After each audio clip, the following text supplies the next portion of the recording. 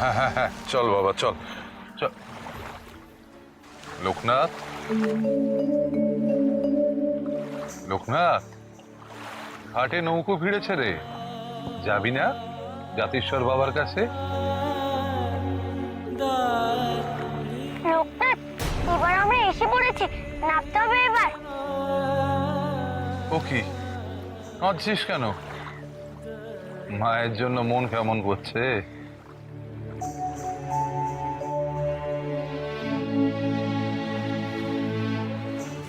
শুধু মায়ের জন্য নয় গো গুরুদেব, সবার কথা ভেবেই আমার মনটা কেমন খারাপ করছে।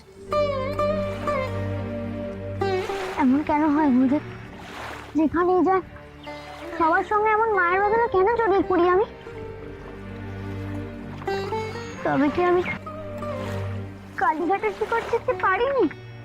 ওরে, কাটা ছেঁড়ার একটা দাগ বা যন্ত্রণা তো থাকেই বাবা, কেউ কি সহজে সেটাকে অস্বীকার করতে পারে? সময়ের সাথে সাথে দেখবি সেই ক্ষত মিলিয়ে যাচ্ছে, যন্ত্রণাও অনেক কমে আসে। সময় সবচেয়ে বড় প্রলেপ দেয় সেই ব্যথায়। সময় আমার সব কিছুটা মুছে দেবে গুরুদেব। মায়ের থান ছেড়ে তো এলাম, মা আমার হারিয়ে যাবে না তো? তোকে মা নিজে কি বলেছেন সেটা তুই ভুলে গেলি? আমার আঁচল সর্বত্র রয়েছে, নদীর পাড়ে, পাহাড়ের চূড়োয়, মেঘের ভেলায়, ফসলের ক্ষেতে, মানুষের মনের মাঝে। তোর শিকড় ওই আঁচলের তলায় তুই একদিন ঠিক খুঁজে পাবি লোকনাথ।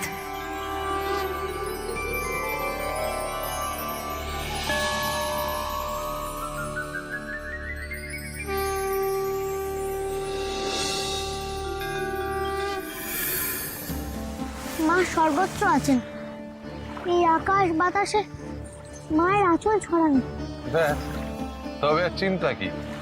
মায়ের ছত্র ছায়াতেই তো আমরা পথ খুঁজছি। ওরে লোকনাথ, তুই তাকে চাইলেও ভুলতে পারবি না, তিনি আঁচল দিয়ে তোকে আগলে রাখবেন। নে, চল বাবা চল, আশ্রমে যেতে দেরি হয়ে যাবে, চল। আচ্ছা গুরুদেব, কেউ কি সত্যি সত্যি বলে দিতে পারে আগের জন্মে কে কে ছিল? হ্যাঁ গো, আমাদের সিদ্ধাচার্য জগন্নাথ মহারাজ সব পারেন গো, আর ঈশ্বরের সাথে কথাও বলতে পারেন। ও গুরুদেব, সত্যি কি এমন ক্ষমতা হয় মানুষের? মাঝি কাকা ঠিক বলছে তো?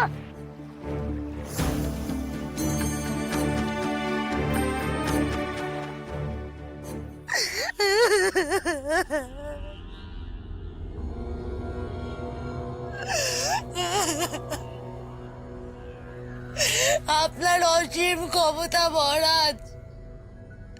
সবাই বলে আপনি বর্তমান, ভূত, ভবিষ্যৎ সব কিছু বলে দিতে পারেন। আপনি চাইলেই আমার বিভাগী অবাচনের খোঁজ দিতে পারেন মহারাজ। দয়া করুন মহারাজ, আমায় আপনি দয়া করুন। এই দুঃখিনী মা তার সন্তানকে ফিরে পেতে চায়। মরার আগে সন্তানের হাতের একটু জল পেতে চায় মহারাজ। বল শঙ্কর।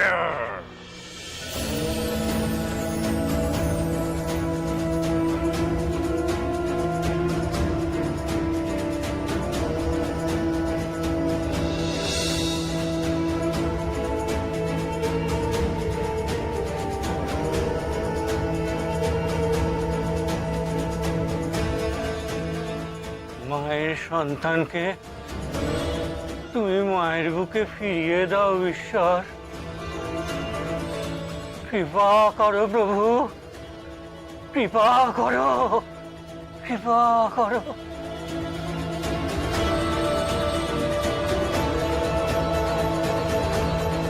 কি বললে? ফিরবে? জয় শিব শম্ভু। শিব শম্ভু বললেন তোর ছেলে তোর কাছে ফিরে আসবে। এই শ্রাবণের পরেই ঘরের ছেলে ঘরে ফিরবে। যা এবার ছেলের আগমনের অপেক্ষা কর। ফম শঙ্কর। আপনি ঠিক বলছেন মহারাজ, ছেলে আমার ফিরে আসবে তো? ফম শঙ্কর। আমার কথা কখনো ভুল হয় না, জানিস না? বম শঙ্কর, বম শঙ্কর, বম শঙ্কর।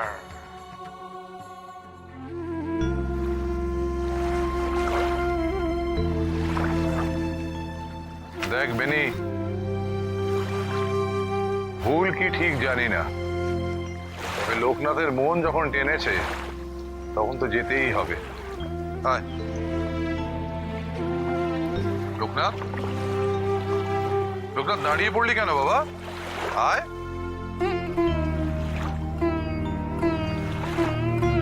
মা গঙ্গাকে কি সুন্দর দেখতে লাগছে, তাই না গুরুদেব?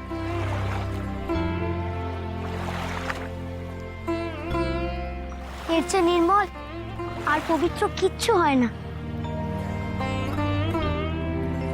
সত্যি লোকনাথ, কি সুন্দর জলটা বয়ে চলেছে। কত হাজার বছর ধরে বয়ে চলেছে এই পবিত্র নদী। সেই হিমালয়ের কোল থেকে নেমে এসে আমাদের দেশকে প্রতিনিয়ত সুজলা সুফলা করে তুলছে। সত্যি রে বেনি, আমাদের অনেক ঋণ মা গঙ্গার কাছে। লোকনাথ, এই গঙ্গার অববাহিকা ধরেই একদিন পৌঁছে যাবি হিমালয়। আবিষ্কার করবি সাধনার উচ্চতর স্তর। হিমালয় তো কৈলাস সরোবর, তাই না গুরুদেব? আমাকে তো একদিন সেখানে পৌঁছতেই হবে। বাবা নকুলেশ্বর শিবের দর্শন আমাকে পেতেই হবে। তার দর্শন না পেলে যে আমার মন শান্ত হবে না গো।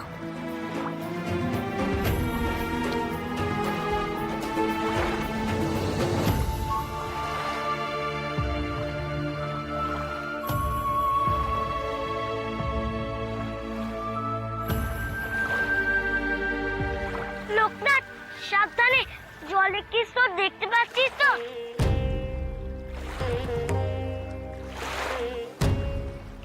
যোগী বাবা বলেছে আমাকে এরকম স্রোতস্বিনী হতে হবে, না হলে তার কাছে ভেসে যাব কি করে?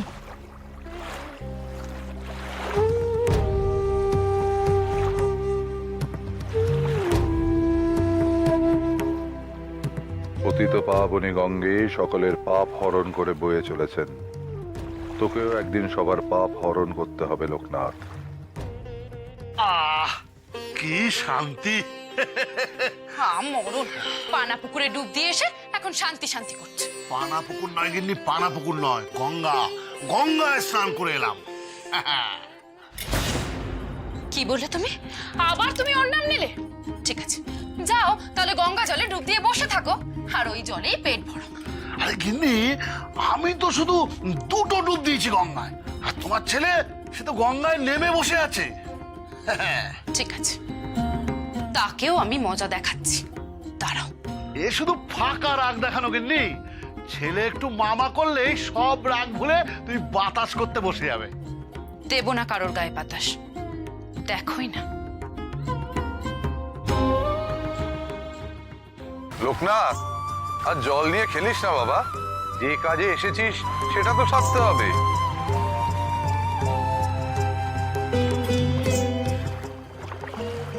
যাবো তো গুরুদেব, তার আগে একবার মা গঙ্গাকে প্রণাম করে যায়। হ্যাঁ, সেটা তো জানানোই উচিত। মা গঙ্গার এই পবিত্র জল ছুঁয়ে তুই তো শিকড়ের সন্ধানে বেরিয়েছিস। শোন লোকনাথ, শোন বেনি, আমি মা গঙ্গাকে প্রণামের মন্ত্র উচ্চারণ করছি, তোরা আমার কথা শুনে শুনে বলবি। হ্যাঁ, চল। কি ভেবেছিস তোরা? খুব বেয়াদব হয়ে গেছিস না? কাজের সময় কাজ করতে পারিস না। চল, ময়লাগুলো এতদিন জমে আছে কেন? ফেলবি, চল চল, ফেল এখানে, ফেল ফেল এখানে। দাঁড়াও গো তোমরা।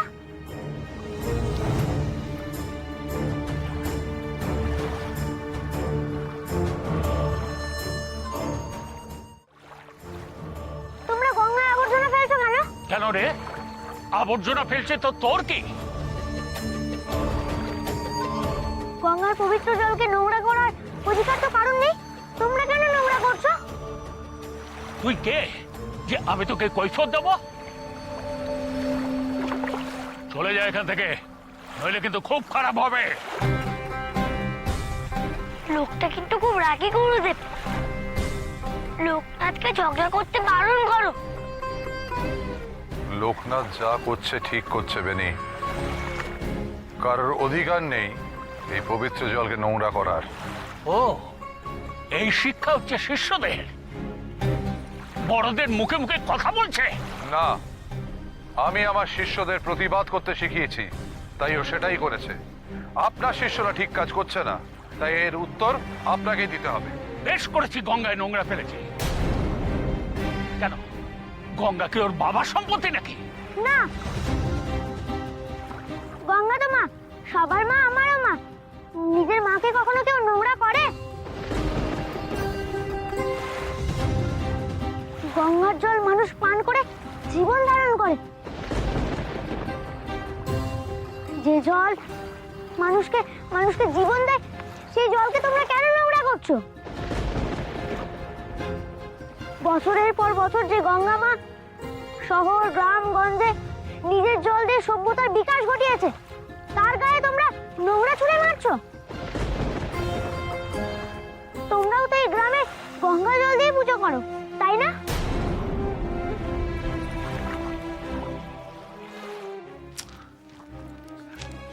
গিন্নি, গিন্নি দিলে তো সব গোল পাকিয়ে। তুমি অকারণ রাগ করো গঙ্গার ওপরে। হ্যাঁ, জগৎ সংসার জানে যে আমি বউ ছাড়া কিছু বুঝি না, কিন্তু তুমি তুমি শুধু ভুল বোঝো আমায়। হ্যাঁ, আহা, তবে সর্বক্ষণ এমন গঙ্গা গঙ্গা করো কেন? গঙ্গা গঙ্গা করবো না? গঙ্গাই তো তোমার সন্তানদের বাঁচিয়ে রেখেছে। এই পতিত পাবনী গঙ্গা, সে গঙ্গা যুগ যুগ ধরে পাপীর পাপ বিনাশ করে চলেছে। গঙ্গা ছাড়া কি জীবন চলে গেলনি? ওই দেখো, ওই দেখো, আবার ওরা গঙ্গাকে অপবিত্র করছে। তোমার ছেলে আছে কি করতে? দেখোই না তার কীর্তি। গঙ্গার জল ছাড়া তো তোমাদের একদিনও চলে না। তবে ওই গঙ্গাকে নোংরা করে তোমাদের কি লাভ বলতে পারো? আমি তোমাদের অনুরোধ করছি, এমন নির্মল পবিত্র জলকে তোমরা নোংরা করো না গো। তোরা এই বালকের কথা কানে তুলছিস কেন? আমি যা বলছি তাই কর। যা যা, ওই আবর্জনা গঙ্গায় ফেলে দে। না, আমি নোংরা ফেলতে দেব না।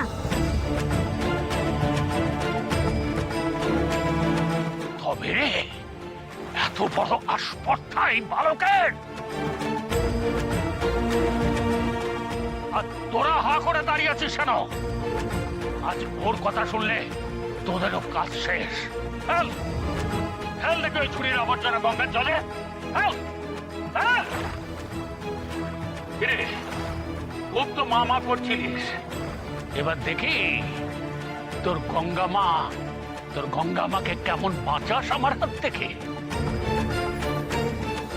আমি সামান্য মানুষ গো, মা গঙ্গাকে বাঁচানো আমার সাধ্য কি? তবে আমার ভক্তি যদি সত্যি হয়, আমার ভালোবাসা যদি সত্যি হয়, মা আমার কথা ঠিক শুনবেন।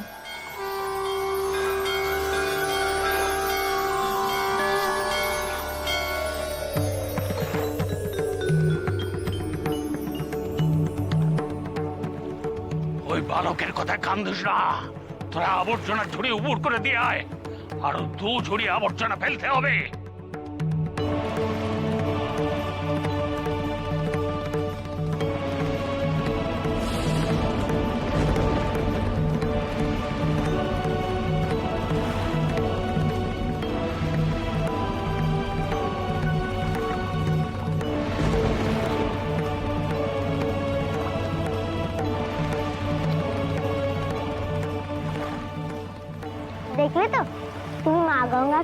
করছি না, মা নিজেই তার শোধ নিলেন। গিন্নি, তোমার লীলা সত্যি আমি বুঝি না। যেমন কর্ম তেমনি ফল, এতে আমার লীলার কি আছে? দেখলে তো, অন্যায় দেখে তুমি নিজেই চুপ করে থাকতে পারলে না। আমার জগৎ সংসারে যত্রতত্র ময়লা আবর্জনা ফেলবে, তা আমি কিছুতেই সইব না। তা জল হোক কিংবা স্থল। আমি সারাদিন গুছিয়ে কুল পাই না, আর এই বেয়াক্কেলে ছেলেপুলেগুলো সর্বক্ষণ নোংরা করে চলেছে। আমার রাগ হয় না বুঝি? হ্যাঁ, তা তো হবেই গিন্নি, তা তো হবেই। সে গঙ্গার জল হলেও তুমি যে তাতে নোংরা করা পছন্দ করবে না, সেটা আমি বুঝেছি। হ্যাঁ,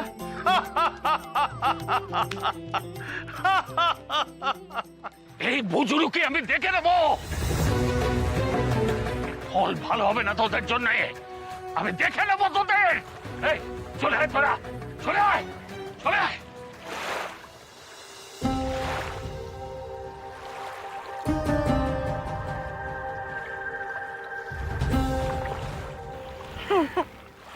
পাগল ছেলে, এইভাবে কেউ হাসে?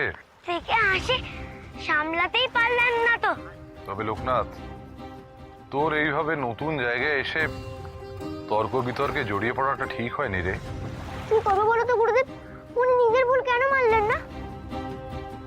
চোখের সামনে এমন মাকে দূষিত হতে দেখো চুপ করে থাকে কেমন করে? যদি বিপদ হয় মাই সব সামনে নেবে, দেখো। চলো গো, এবার আমরা আশ্রমে যাই।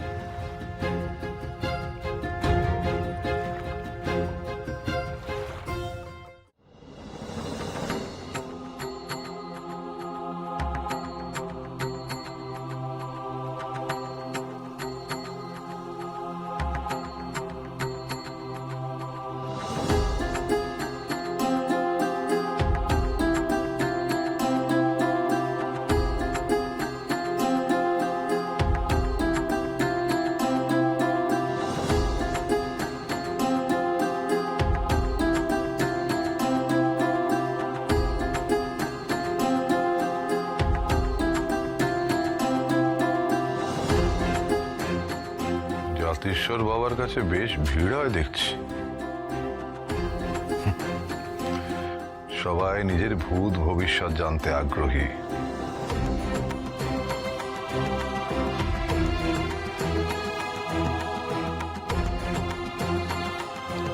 নিয়ে চল, আমরা ওনার দর্শনের জন্য অপেক্ষা করি। কি গো গোবিন্দ দাদা, মহারাজ কি বললেন? কি বলবো ভায়া, মহারাজ সাক্ষাৎ ভবিষ্যৎ দ্রষ্টা। ওনার কোনো কিছুই অজানা নয়। জন্ম, মৃত্যু, বিবাহ সবই নখদর্পণে। এই জন্যই তো বারে বারে ছুটে আসি মহারাজের কাছে। উনি যা বলেন একেবারে অক্ষরে অক্ষরে সত্যি হয়। জানো, উনি বলেছেন আমার নাতি 6 আঙুল নিয়ে জন্মাবে, আর তাই হয়েছে। আমার জমিতে ফসল হচ্ছিল না 2 বছর হলো, কিন্তু উনি বলে দিলেন হালের বলদ দিতে। তাই এবছর ঈশ্বরের দয়ায় খুব ভালো ফসল হয়েছে। তাই এসেছিলাম 2 বস্তা ফসল ওনার পায়ে নিবেদন করতে। নিলেন? কিছুতেই নিলেন না, বললেন সন্তানদের জন্য রাখতে। বড় নির্লোভ মানুষ। জানো, মহারাজের কোনো কিছুতে আসক্তি নেই। যা দিই সবই তো ফিরিয়ে দিতে চান। তবে ওনার শিষ্যরা যেন কেমন কেমন। মহারাজের পার্থিব ধনের প্রতি কোনো হুঁশ নেই। তবে ওরাই যেন। এরপরে কারা কারা আছেন একটু চলে আসবেন তাড়াতাড়ি। মহারাজের হাতে এমনি সময় কম। আপনাদের জন্য মহারাজ কি সারাদিন বসে থাকবেন নাকি?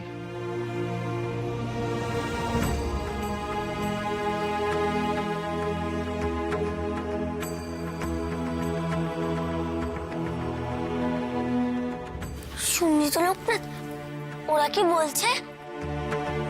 এই সাধু বাবা দেখছি সত্যি অলৌকিক ক্ষমতা আছে রে। সে আশাতেই তো এলাম রে বেনি। উনি ঠিক পারবেন আমার জন্ম জন্মান্তরের খোঁজ বলে দিতে।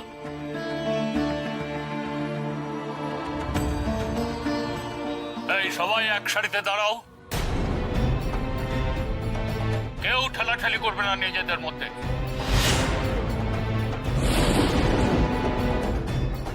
বাবাত খানে এসে কেউ তাড়া দেখালে কাউকে দেখাই করতে দেবো না বলে দিচ্ছি। আমি মাধব দাস, আমাকে টপকে মহারাজের কাছে পৌঁছানোর সাধ্য কারো নেই।